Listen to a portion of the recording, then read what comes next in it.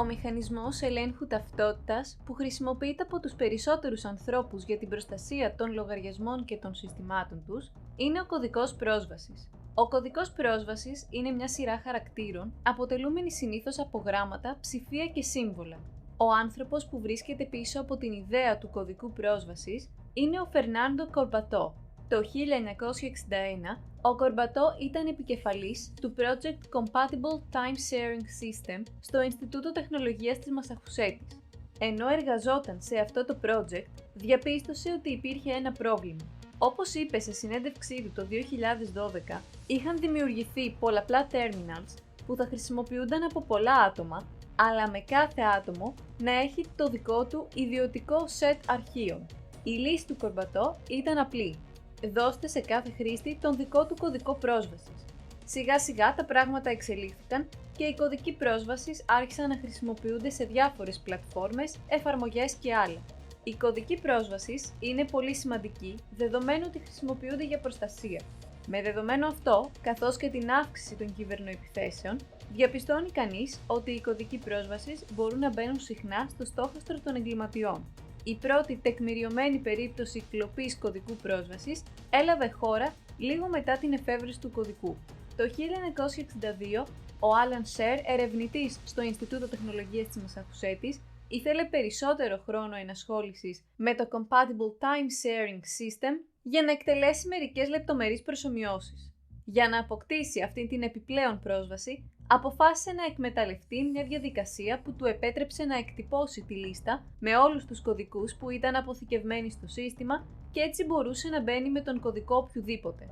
Ευτυχώς ο Σερ δεν ήταν εισβολέας, αλλά συνεργάτης ερευνητής που εργαζόταν για το project. Τώρα όμως, αν κάποιος έχει στη διάθεσή του κωδικούς πρόσβασης τρίτων, πιθανότατα δεν θα είναι για καλό. Και όταν μιλάμε για επαγγελματίες hackers, η απόκτηση των κωδικών πρόσβασης είναι παιχνιδάκι. Οι εγκληματίες χρησιμοποιούν διάφορους τρόπους για να αποκτήσουν τα passwords ανυποψίας των χρηστών, οι οποίοι πολλές φορές διευκολύνουν το έργο των hackers. Έρευνες δείχνουν ότι οι περισσότεροι χρήστες έχουν χρησιμοποιήσει έστω μια φορά στη ζωή τους την ημερομηνία γέννησης και το έτος γέννησής τους ως password. Η χρήση προσωπικών στοιχείων είναι συχνό φαινόμενο, επειδή μπορεί κάποιος να τα θυμηθεί εύκολα. Ωστόσο, αυτά τα στοιχεία μπορεί να είναι γνωστά και σε άλλους ανθρώπους. Η ημερομηνία γέννησης μπορεί να είναι διαθέσιμη στις πληροφορίες μας στα social media. Σύμφωνα με μια έρευνα του 2020, το 81% των παραβιάσεων δεδομένων προκλήθηκαν λόγω μη ασφαλών, προβλέψιμων και παραβιασμένων credentials. Όλες οι διαδικασίες που χρησιμοποιούν οι hackers για να μαντέψουν, να κλέψουν ή γενικά να αποκτήσουν τους κωδικούς πρόσβασης χρηστών ανήκουν στην κατηγορία των password attacks. Οι εγκληματίες χρησιμοποιούν διάφορα εργαλεία και οι οργανισμοί αντιμετωπίζουν καθημερινά πολλές απόπειρες κλοπής εταιρικών credentials. Ας δούμε μερικούς από τους πιο συνηθισμένους τύπους password attacks. Οι brute force επιθέσεις είναι ίσως ο πιο συνηθισμένος τύπος password επίθεσης. Λέγεται ότι το 80% των παραβιάσεων περιλαμβάνουν τέτοιου είδους επιθέσεις. Αυτά τα password attacks εκμεταλλεύονται το γεγονός ότι πολλοί χρήστες χρησιμοποιούν μικρούς κωδικούς πρόσβασης. Όσο πιο μικρός είναι ο κωδικός, τόσο πιο εύκολες είναι οι brute force επιθέσεις. Σε αυτό τον τύπο επίθεσης, οι εγκληματίες του κυβερνοχώρου χρησιμοποιούν λογισμικά που δοκιμάζουν διάφορους συνδυασμούς usernames και passwords μέχρι να πετύχουν τον σωστό συνδυασμό που θα τους δώσει πρόσβαση στο λογαριασμό ενός χρήστη. Η διαδικασία έβρεσης των passwords ξεκινά με τη χρήση συνηθισμένων κωδικών όπως το 123456 και τη λέξη password, τα οποία χρειάζονται λιγότερο από 1 δευτερόλεπτο για να σπάσουν. Στη συνέχεια δοκιμάζονται πιο σύνθετοι συνδυασμοί. Τα προγράμματα που χρησιμοποιούν οι hackers μπορούν να κάνουν έναν τεράστιο αριθμό συνδυασμών για να μαντέψουν το σωστό. Δεύτερες είναι οι dictionary επιθέσεις, μια μορφή brute force επίθεσης. Αρχικά, οι εγκληματίες δοκίμαζαν απλές λέξεις από λεξικά σε διάφορες γλώσσες, όπως αγγλικά, γαλλικά ή ισπανικά.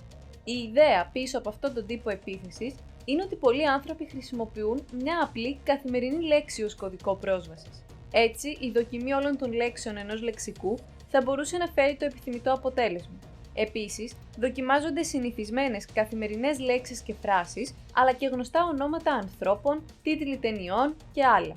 Με την πάροδο του χρόνου, ωστόσο, οι εισβολείς άρχισαν να αξιοποιούν και λίστες κωδικών πρόσβασης που είναι εκτεθειμένες στο διαδίκτυο.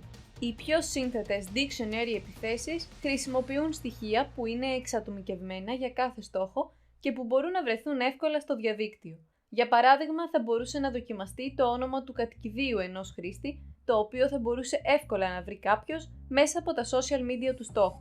Επόμενο password attack είναι η password spraying επίθεση, όπου οι εγκληματίες χρησιμοποιούν κάποιους συνηθισμένους και γνωστούς κωδικούς πρόσβασης σε πολλούς διαφορετικούς λογαριασμούς για να δουν αν μπορεί να επιτευχθεί πρόσβαση. Δεδομένου ότι οι κωδικοί πρόσβασης επαναχρησιμοποιούνται τόσο συχνά, αυτή η επίθεση έχει μεγάλα ποσοστά επιτυχίας. Αυτό που κάνει την password spraying επίθεση διαφορετική από την dictionary είναι ότι μπορεί να στοχεύσει χιλιάδες ή και εκατομμύρια διαφορετικούς χρήστες ταυτόχρονα. Οι password spraying επιθέσεις στοχεύουν συνήθως single sign-on και cloud-based πλατφόρμες και μπορούν να αποδειχθούν ιδιαίτερα επικίνδυνες για αυτές. Επόμενη επίθεση είναι η credential stuffing επίθεση. Οι εισβολείς χρησιμοποιούν συνδυασμούς username και passwords, τους οποίους όμως δεν μαντεύουν όπως τις brute force επιθέσεις.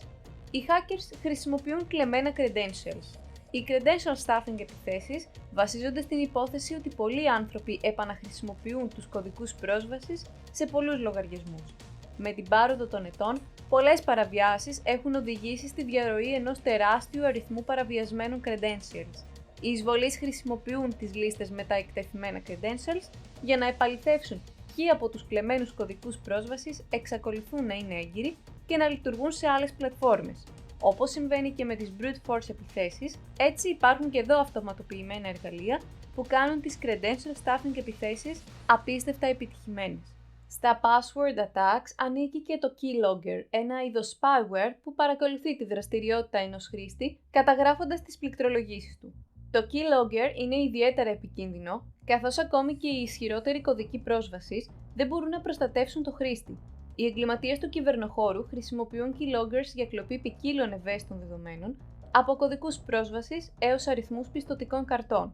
Σε ένα password attack, το keylogger καταγράφει όχι μόνο το όνομα του χρήστη και τον κωδικό πρόσβασης, αλλά και το site ή την εφαρμογή στα οποία χρησιμοποιούνται αυτά τα credentials. Επομένως, είναι όλα ξεκάθαρα και ο εγκληματίας δεν χρειάζεται να μαντέψει ή να ψάξει τα credentials για ένα λογαριασμό. Οι επιτιθέμενοι εγκαθιστούν συνήθως το keylogger στον υπολογιστή του θύματος, κάνοντας το θύμα να κάνει κλικ σε έναν κακόβουλο σύνδεσμο ή συνημμένο. Τέλος, δεν πρέπει να ξεχνάμε και το phishing, το οποίο επίσης ανήκει στην κατηγορία των password attacks. Ίσως η πιο απλή μέθοδος απόκτησης των credentials ενός χρήστη για την παραβίαση του λογαριασμού του. Για ποιο λόγο να μαντεύει ο hacker το password όταν θα μπορούσε απλά να το ζητήσει από τον ίδιο το χρήστη? Οι εγκληματίες στέλνουν στα θύματα μηνύματα από φαινομενικά νόμιμες και γνωστές υπηρεσίες. Συχνά στοχεύουν υπαλλήλους παριστάνοντας ένα στέλεχος της εταιρείας. Μέσα από αυτά τα emails, οι hackers οδηγούν τα θύματα σε πλαστές σελίδες σύνδεσης, όπου καλούνται να δώσουν τα credentials τους. Για να αυξήσουν τις πιθανότητες επιτυχίας της επίθεσης, τα phishing emails δημιουργούν συνήθως την αίσθηση του επίγοντος. Το phishing και η κλοπή credentials μέσω αυτής της μεθόδου είναι εξαιρετικά συχνό φαινόμενο.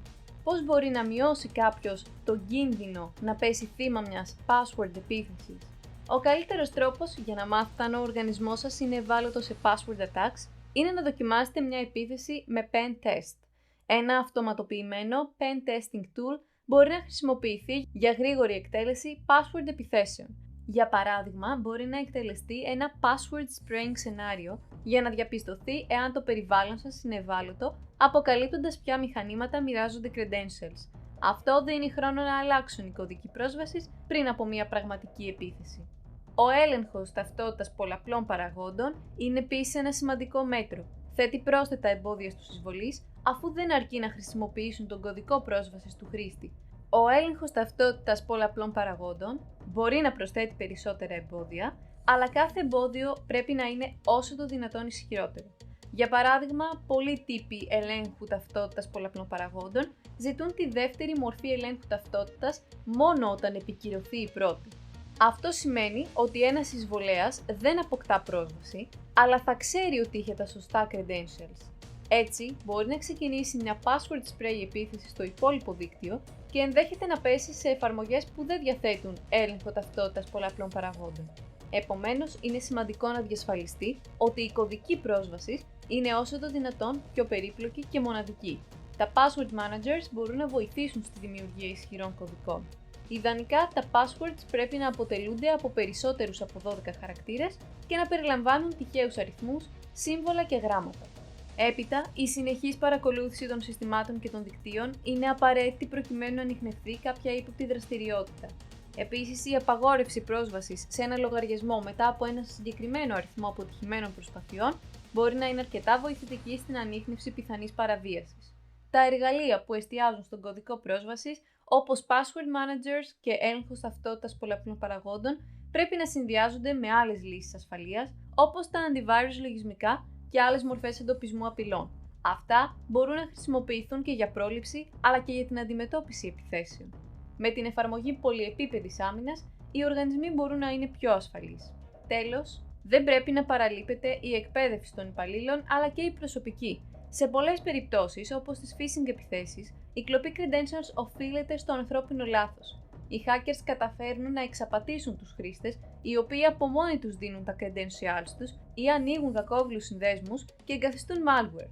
Επομένως, η εκπαίδευση είναι απαραίτητη για την αναγνώριση διαφόρων απειλών. Αν λάβουμε υπόψη τον αριθμό των παραβιάσεων δεδομένων που λαμβάνουν χώρα καθημερινά, καταλαβαίνουμε ότι τα password attacks είναι κάτι πολύ συνηθισμένο. Επομένως, όλοι οι χρήστες πρέπει να είναι πολύ προσεκτικοί.